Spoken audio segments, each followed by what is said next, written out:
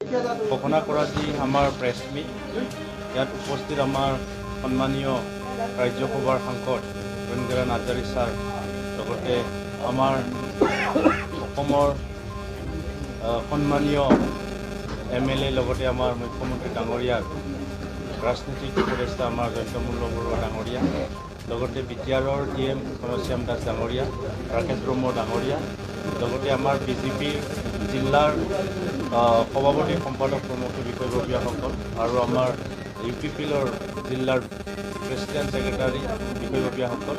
মই প্ৰথমে আমাৰ সন্মানীয় MP ডাঙৰীয়াক নাৰ্জাৰী ডাঙৰীয়াক নিজৰ চিনাকি দিয়াৰ লগতে এখন RNAৰে মই সম্বৰ্ধনা দিয়াৰ কাৰণে জনাইছোঁ।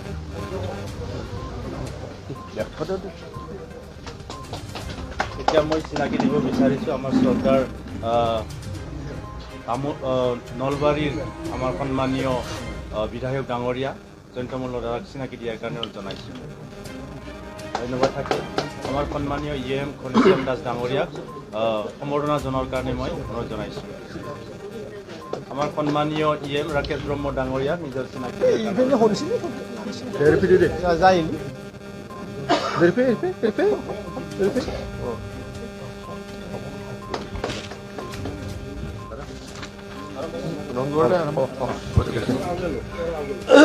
তো আজি অহা 8 তাৰিখে হ'বলগীয়া আমাৰ 22 নং ককলাবাৰী BTC কনষ্টিটিউচি উপনিৰ্বাচনত আজি আমি UPPL BJP আৰু JSP আমাৰ মিত্ৰজোঁটৰ আমাৰ প্ৰাৰ্থী ঘোষণা কৰিবলৈ আমি গৈ আছোঁ। এই মুহূৰ্তত উপস্থিত আমাৰ BJP দলৰ নেতা তথা আমাৰ নলবাৰী সমষ্টিৰ বিধায়ক তথা আমাৰ অসমৰ মুখ্যমন্ত্ৰী ডাঙৰীয়াৰ ৰাজনৈতিক সম্পাদক তেখেত জয়ন্তমূল্য বৰুৱা ডাঙৰীয়া, উপস্থিত আমাৰ ঘনশ্যাম দাস ডাঙৰীয়া, আমাৰ JSPৰ তেখেত ভাইচ প্ৰেছিডেণ্ট আছে আৰু আমাৰ ৰাকেশ ব্ৰহ্ম ডাঙৰীয়া আমাৰ দলৰে এজন ছেক্ৰেটাৰী, আমাৰ MLA মহোদয় আছে তামোলপুৰৰ জলেন দেমাৰী ডাঙৰীয়া, আমাৰ BJPৰ বাক্সা জিলাৰ সম্পাদক, আমাৰ বাক্সা জিলা UPPLৰ সভাপতি প্ৰমুখ্য আমাৰ নেতা কৰ্মীসকল ইয়াত উপস্থিত আছে আৰু উপস্থিত আমাৰ সাংবাদিক বন্ধুসকল। ইতিমধ্যে আমি সকলোৱে জ্ঞাত যে অহা 8 তাৰিখ জুন মাহৰ 8 তাৰিখে কাৰ্বি আংলঙৰ লগতে আমাৰ ককলাবাৰী 22 নং ককলাবাৰী BTC কনষ্টিটিউচি উপনিৰ্বাচন হ'বলৈ গৈ আছে আৰু আজি আমি যৌথভাৱে 3টা দল একেলগে আমাৰ দলীয় মিত্ৰ দলৰ প্ৰাৰ্থী আমি ঘোষণা কৰিবলৈ গৈ আছোঁ। আৰু এই মুহূৰ্তত মই আমাৰ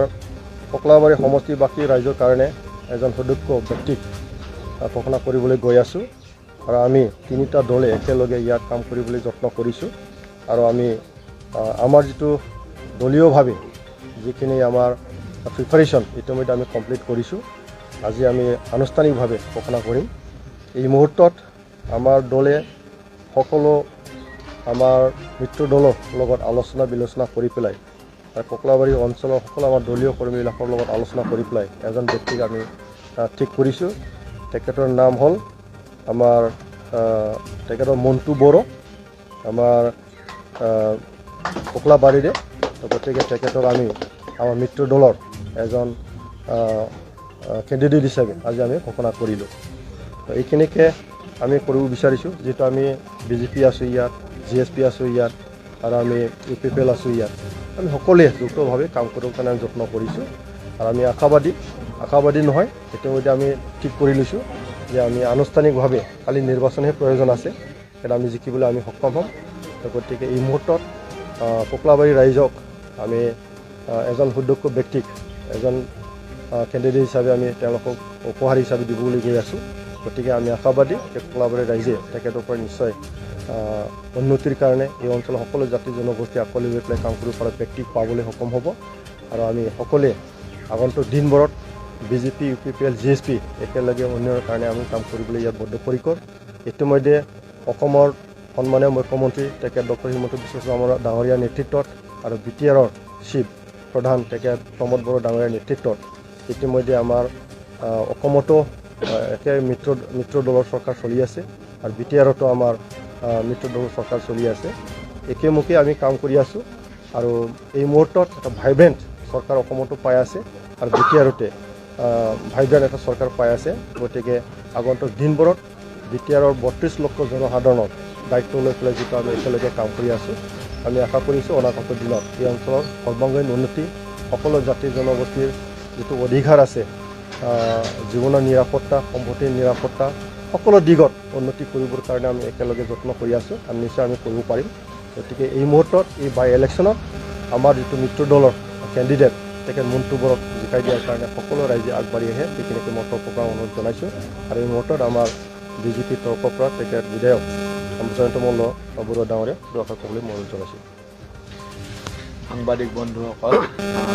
ইতিমধ্যে ৰণ ডাঙৰীয়াই আমি অহা 8 তাৰিখে হ'বলগীয়া ককলাবাৰী বিটিআৰৰ উপনিৰ্বাচনত ভাৰতীয় জনতা পাৰ্টি UPPL আৰু GSP এই তিনিওটা দলে মিত্ৰতাৰে প্ৰাৰ্থী আমি ঘোষণা কৰিছোঁ আৰু যোৱা সময়তো প্ৰমোদ বড়ো ডাঙৰীয়াৰ নেতৃত্বত UPPL বিজেপি আৰু GSPৰ এখন চৰকাৰ বিটিআৰত চলি আছে আৰু সুন্দৰভাৱে যোৱা কেইটা দিনত বিটিআৰৰ উন্নয়নৰ কাৰণে আমাৰ চৰকাৰখনে যথেষ্ট সুন্দৰভাৱে কাম কৰিছে মাননীয় মুখ্যমন্ত্ৰী ডক্টৰ হিমন্ত বিশ্ব শৰ্মা ডাঙৰীয়াৰ নেতৃত্বত অসমত আমাৰ এই মিত্ৰজোঁটে যিধৰণে কাম কৰিছে ঠিক তেনেধৰণে প্ৰমোদ বড়ো ডাঙৰীয়াৰ নেতৃত্বতো এই তিনিওটা দলে একলগ হৈ আমি সুন্দৰভাৱে চৰকাৰ চলাই আহিছোঁ আৰু আগন্তুক দিনতো আৰু শক্তিশালী দিশত আৰু এই অঞ্চলৰ উন্নয়নৰ কাৰণে কাম কৰি যাব লাগিব প্ৰমোদ বড়ো ডাঙৰীয়াৰ সেই সমষ্টিৰ পৰা পদত্যাগ কৰাৰ কাৰণে এই সিটটো খালী হৈছিলে আৰু ককলাবাৰীৰ এই উপনিৰ্বাচনত যেহেতু আগতেই UPPL দলেই তাৰ পৰা বিজয়ী হৈছিল আমি তিনিওটা দলে আলোচনা কৰি ভাৰতীয় জনতা পাৰ্টি UPPL আৰু GSP তিনিওটাৰ আলোচনা মৰ্মে আমি UPPL দলক এই সিটটো এৰি দিছিলোঁ আৰু UPPL দলৰ আলোচনাৰ পিছত আমি তিনিওটা দলৰ মিত্ৰজোঁটৰ প্ৰাৰ্থী হিচাপে মন্টু বড়ো ডাঙৰীয়াক আমি আজি ঘোষণা কৰিছোঁ আমি তিনিওটা দলৰ যোৱাকালি আমাৰ মাননীয় মুখ্যমন্ত্ৰী ডাঙৰীয়াৰ লগতো আলোচনা হৈছিলে প্ৰমোদ বড়ো ডাঙৰীয়া ৰণগড় নাৰ্জাৰী ডাঙৰীয়া মই আমি সকলোৱে বহি আলোচনা কৰিলোঁ GSPৰ পৰাও সকলো সহমত আমি লৈছোঁ সকলো ধৰণৰ আলোচনা কৰিছোঁ আৰু তিনিওটা দলে একলগ হৈ আমি নিৰ্বাচন খেলিম আৰু নিৰ্বাচনত আমি আশা ৰাখিছোঁ যে মন্টু বড়ো ডাঙৰীয়াই বিপুল ভোটৰ ব্যৱধানত জয়ী হ'ব এই অঞ্চলৰ ৰাইজৰো উৎসাহ আমি দেখিছোঁ ইতিমধ্যে আমাৰ দলৰ সকলো সতীৰ্থ ইয়াত আহি পাইছে UPPL বিজেপি GSPৰ যিসকল কৰ্মকৰ্তা আছে সকলোৰ লগত আমি আলোচনাও কৰিছোঁ আৰু আমাৰ বিশ্বাস আছে যে বিগত নিৰ্বাচনসমূহৰ সকলো ৰেকৰ্ড ভংগ কৰি এইবাৰ বিপুল ভোটত মন্টু বড়ো ডাঙৰীয়া বিজয়ী হ'ব আৰু তাৰ কাৰণে আমাৰ দলীয় সতীৰ্থসকলক নিৰ্বাচনৰ প্ৰস্তুতিৰ বাবে আহ্বান জনাইছোঁ লগতে ককলাবাৰীবাসী সকলো ভোটাৰ ৰাইজকে আমি অনুৰোধ কৰিছোঁ যে উন্নয়নৰ স্বাৰ্থত অসমৰ উন্নয়নৰ স্বাৰ্থত বিটিআৰৰ উন্নয়নৰ স্বাৰ্থত হিমন্ত বিশ্ব শৰ্মা ডাঙৰীয়াৰ নেতৃত্বত প্ৰমোদ বড়ো ডাঙৰীয়াৰ নেতৃত্বত সকলোৱে যাতে ভাৰতীয় জনতা পাৰ্টি UPPL আৰু GSPৰ মিত্ৰ দলৰ প্ৰাৰ্থী মন্টু বড়ো ডাঙৰীয়াক ভোট দি বিপুল ভোটত বিজয়ী কৰে তাৰ কাৰণে ককলাবাৰীবাসী ৰাইজক আমি অনুৰোধ জনাইছোঁ এতিয়া আমাৰ GSPৰ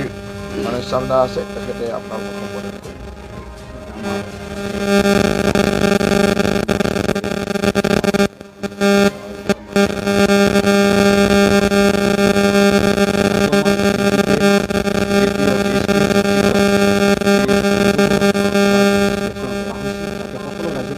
এইখিনিয়ে অভিনন্দন জনাব বিচাৰিছোঁ কিন্তু সকলো একত্ৰিত হওক সকলোৱে ওলাই আহক আৰু সকলোৱে ৰাইজে যদি একত্ৰিত হৈ ওলাই তিনিগুণ উচ্চ শ্ৰেণী জিকাৰ কাৰণে আমি চেষ্টা কৰাব লাগিব তাৰ পৰা সকলো ৰাইজক মই সকলো তিনিওটা দলক মই আহ্বান জনাইছোঁ যেন ভৱিষ্যতে যেন তেওঁক বিপুল ভোটে জয় কৰি নিবৰ কাৰণে সকলোৱে আশাবাদী আৰু আমি আশা আছোঁ আৰু জয় হ'ব বুলি আমি 100% ক'ব পাৰোঁ তাতে চিন্তা কৰিব লগা নাই আমি তিনিওটা দলে আছোঁ আৰু একত্ৰিত হৈ থাকিম আগতো আমি বিজয় হয় ঘোষণা কৰিব লগা